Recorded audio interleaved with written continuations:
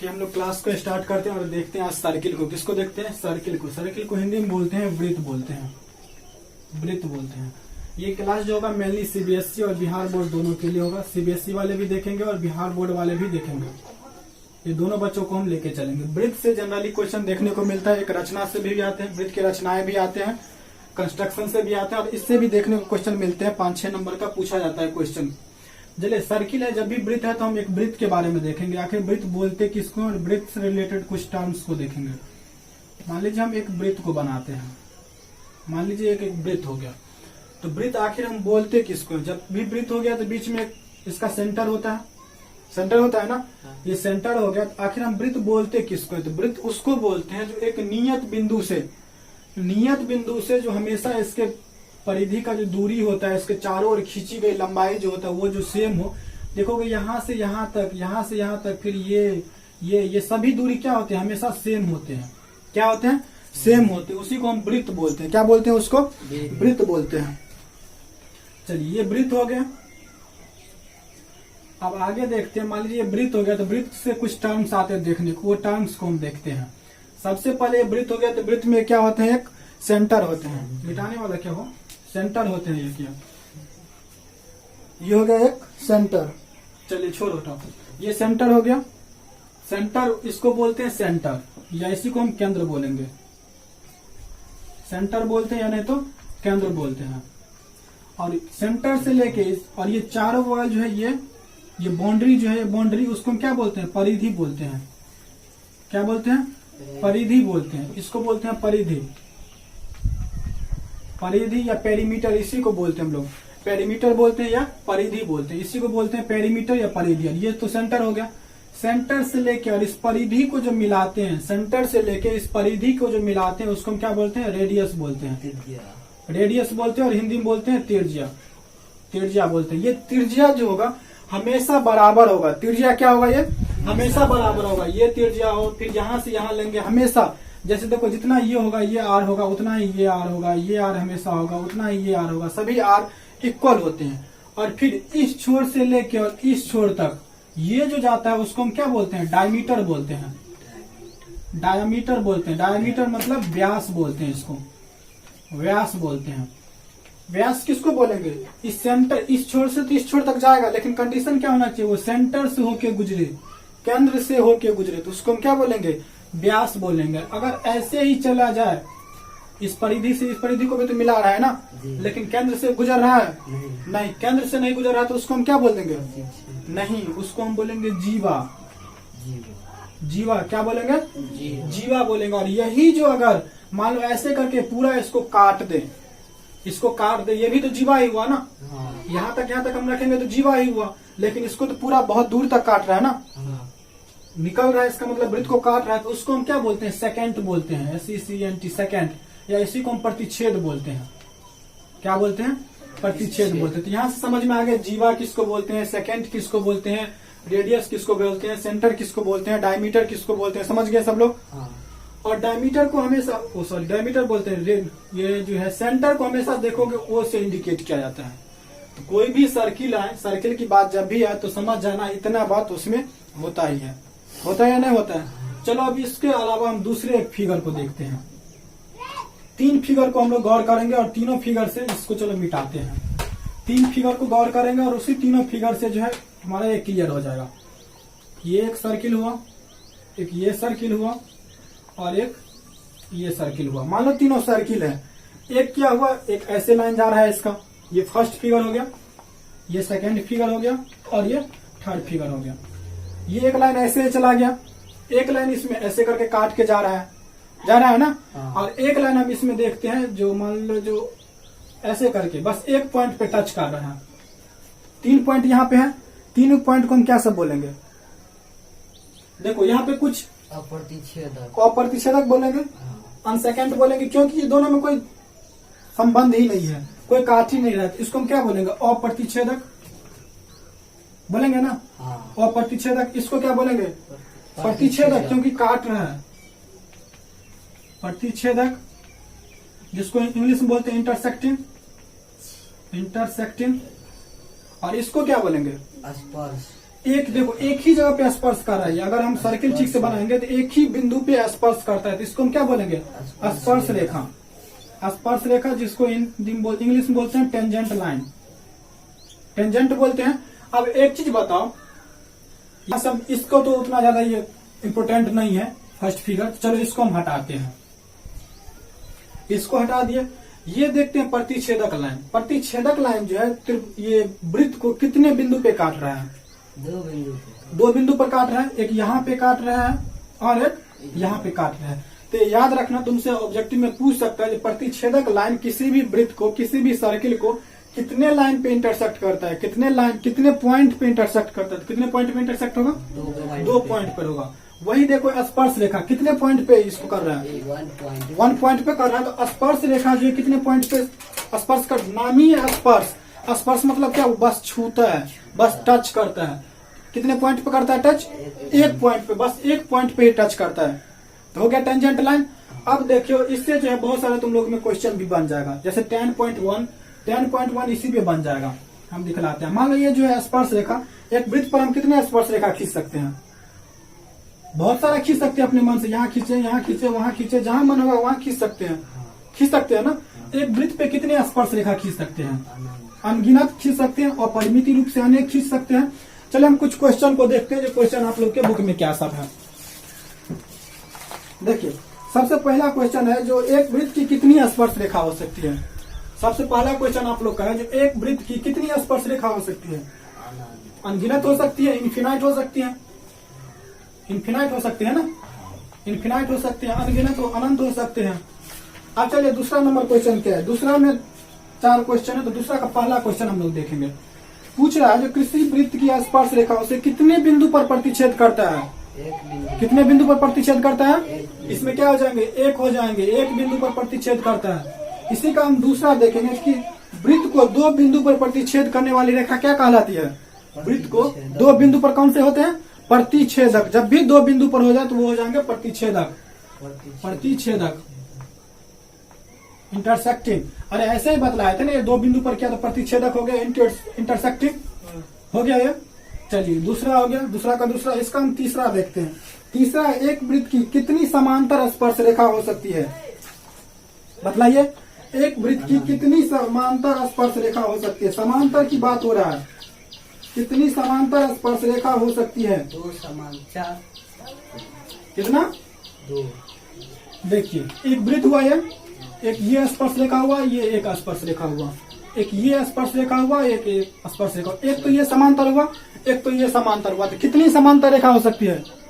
2 हो सकती है, क्योंकि ये दोनों आपस में मिलकर 1 हुआ और ये दोनों मिलकर 1 हुआ। कितनी हो सकती है? 2 हो सकती है। उसके बाद तीसरा नंबर हो गया। चौथा नंबर हम लोग देखते हैं, वृत्त तथा उसकी स्पर्श रेखा के उभयनिष्ठ बिंदु को क्या बोलते हैं? मान लीजिए ये वृत्त हुआ और ये यहाँ पे एक पॉइंट पे टच करता है ना, इस पॉइंट को क्या बोलते हैं हम? स्पर्श बिंदु, टेंजेंट पॉइंट। स्पर्श बिंदु या टेंजेंट पॉइंट बोलते हैं, स्पर्श बिंदु। ये आप लोग का 10.1 हो गया। उसके बाद देखिए इसका 3 नंबर क्वेश्चन क्या बोलता है। इस 3 नंबर क्वेश्चन को हम लोग देखेंगे, उसके बाद क्लास को आगे बढ़ाएंगे। चलिए 3 नंबर क्वेश्चन को भी हम लोग देखते हैं। चलिए 3 नंबर क्वेश्चन में 5 सेंटीमीटर त्रिज्या वाले एक वृत्त। तो सबसे पहले हम क्या लेंगे? एक वृत्त लेंगे, इसका त्रिज्या बोल रहा है, तो 5 सेंटीमीटर है। हाँ। चलो 5 सेंटीमीटर त्रिज्या वाले एक वृत्त के बिंदु P पर स्पर्श रेखा, बिंदु P पे एक स्पर्श रेखा होगा। मान लो ये P हो गया, बिंदु P पे एक स्पर्श रेखा PQ हो गया, ये हो गया ना। PQ केंद्र O से जाने वाली एक रेखा से बिंदु Q इस प्रकार मिलती है, Q इस प्रकार मिलती है। मान लीजिए Q इस प्रकार मिलती है, ये हो गया Q इस प्रकार मिलती है कि OQ बराबर 12 सेंटीमीटर। OQ बराबर क्या दिया हुआ है? 12 सेंटीमीटर। मान लीजिए त्रिज्या हम इधर नहीं लेके हम इधर ही लेते हैं, त्रिज्या नीचे भी हो सकता है ना। हाँ। ये 5 दिया हुआ है। तो आपसे पूछ रहा है जो PQ की लंबाई कितना होगा? ये PQ जो होगा, PQ कितना होगा? ये PQ कितना होगा ये पूछ रहा है। कोई 5 सेंटीमीटर त्रिज्या की एक वृत्त है, 5 सेंटीमीटर त्रिज्या की एक वृत्त है जिसपे O से P से एक PQ स्पर्श रेखा जा रही है और जो कि Q जो है O से मिलती है, मिल गया। तो बोलता है OQ जो है 12 सेंटीमीटर है और ओपी जो है 5 सेंटीमीटर है। देखिए जब भी ये जो है सेंटर से स्पर्श रेखा पर एक लाइन खींचते हैं तो हमेशा 90 डिग्री का होता है। वो कितना होता है? 90 डिग्री होता है। तो देखिए ये एक त्रिभुज बन रहा है। हाँ। कौन सा त्रिभुज बन रहा है? समकोण त्रिभुज बन रहा है। तो समकोण त्रिभुज में ये क्या हो जाते हैं? कर्ण हो जाते हैं। ये क्या हो जाएंगे? लंब। और ये क्या हो जाएंगे? आधार, बेस हो जाएंगे। तो बेस बराबर क्या होगा? बेस अर्थात PQ बराबर क्या होते हैं? रूट अंडर कर्ण का स्क्वायर माइनस कर्ण का स्क्वायर माइनस लंब का स्क्वायर, यही होता है ना। हाँ। चलो 12 का स्क्वायर कितना होगा? 144। 5 का स्क्वायर 25। इसमें से घटाएंगे 14 में से 5 गया 9, और ये 4 में से 2 गए 3 में से 2 गया 1, और फिर 119। तो कितना आ जाएगा इसका? 119 सेंटीमीटर, या जो भी दिया हो सेंटीमीटर में दिया हुआ नहीं, सेंटीमीटर इतना हो जाएगा। Root 119 centimetre. इतना आप लोग का ऑप्शन है। देखिए डी नंबर ऑप्शन है। इतना डी नंबर ऑप्शन आंसर हो जाएंगे ना। चलिए उसके बाद 4 नंबर में बस एक बनाने के लिए जो एक वृत्त खींचिए, उस पर एक स्पर्श रेखा खींचिए। समझ गए ये आप लोग? चलिए उसके बाद 4 नंबर में एक वृत्त खींचिए। तो एक हम वृत्त खींच दिए ना, एक वृत्त। हाँ। एक वृत्त खींच दिया, उसमें बोलता है खींचिए और एक दी गई समांतर 2 ऐसी रेखा खींचे जिनमें से एक स्पर्श रेखा और दूसरी एक छेदक रेखा। एक स्पर्श रेखा और एक दूसरी क्या हो? छेदक रेखा हो। कैसे हम लोग खींचेंगे इसको? कैसे खींचेंगे? मान लीजिए, और समांतर भी होना चाहिए। तो मान लीजिए एक ये हो गया, क्या हो गया? ये छेदक रेखा हो गया। और इसी टाइप से कैसे खींचेंगे जो एक स्पर्श रेखा हो जाएगा। हो गया? 2 रेखा खींचे, एक छेदक हो गया, ये छेदक रेखा हो जाएंगे, और ये क्या हो जाएंगे? स्पर्श रेखा हो जाएंगे। इस तरह से 10.1 बन गया।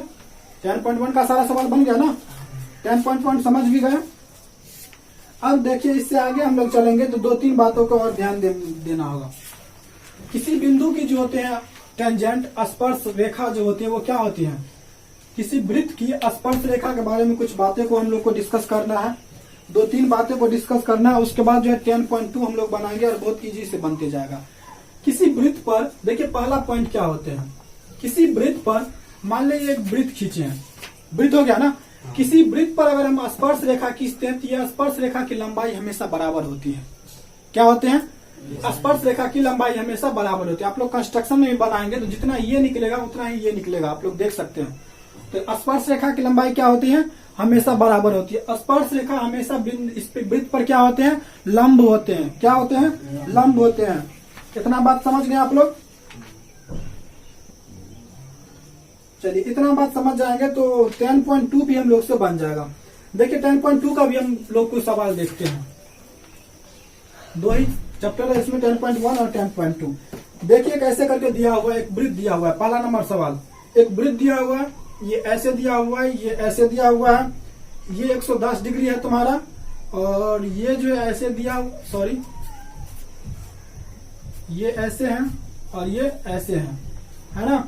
ये 110 डिग्री दिया हुआ है। तो आपसे पूछ रहा है कितना नंबर सवाल है ये 2 नंबर सवाल है। 2 नंबर सवाल, इसमें से आपसे PTQ पूछ रहा है। PTQ, ये P हो गए, ये T हो गए, ये Q हो गए, ये O हो गए। आपसे ये एंगल पूछ रहा है। कैसे बनाएंगे? कैसे बनाएंगे ये एंगल? अब ये तो 110 डिग्री तुमको दिया हुआ है, और एक चतुर्भुज बना है ना। चतुर्भुज के चारों कोना का योग कितना होता है? 360 डिग्री। 360 डिग्री होता है। तो हमको तो यही पता है, ये नहीं पता है, ये भी पता होना चाहिए। 2 तरीके से बन सकता है। तो अभी ये बोले स्पर्श रेखा वृत्त पे क्या होते हैं? लंब होते हैं। लंब होते हैं अर्थात कितने डिग्री होंगे? 90 डिग्री होंगे। ये 90 डिग्री हो गया, ये भी 90 डिग्री हो गया। तो 90 90 180, ये 110 हो गया। इसको भी 180 पुराना होगा तो ये 70 होगा। देखना 70 डिग्री जो ऑप्शन होगा बी नंबर आपका ऑप्शन है, तो बी हो गया। वैसे भी 2 आमने सामने के जो कोण होते हैं उसकी योग हमेशा 180 डिग्री होगा चतुर्भुज में। कितना होते हैं? 180। 110 है तो ये 70 180 हो जाएंगे। चलिए उसी तरह से एक पहला नंबर सवाल को भी हम लोग देखते हैं। ये दूसरा नंबर सवाल था। चलिए इसका पहला नंबर सवाल हम लोग देखते हैं। पहला नंबर सवाल देखते हैं। किसी बिंदु O से किसी भी, मान ले सबसे पहले एक वृत्त बनाएंगे। वृत्त बना लिए। किसी बिंदु O से एक वृत्त पर स्पर्श रेखा की लंबाई 24 सेंटीमीटर है। स्पर्श रेखा की लंबाई 24 सेंटीमीटर है। मान लीजिए एक स्पर्श रेखा दे दी, इसका लंबाई कितना है? 24 सेंटीमीटर है। किसी बिंदु Q से एक वृत्त पर स्पर्श रेखा की लंबाई Q से केंद्र की दूरी 25 सेंटीमीटर है। मान लीजिए Q है, ये P हो गया, ये Q हो गया, और ये तो त्रिज्या हो जाएंगे ना, और ये O हो जाएंगे।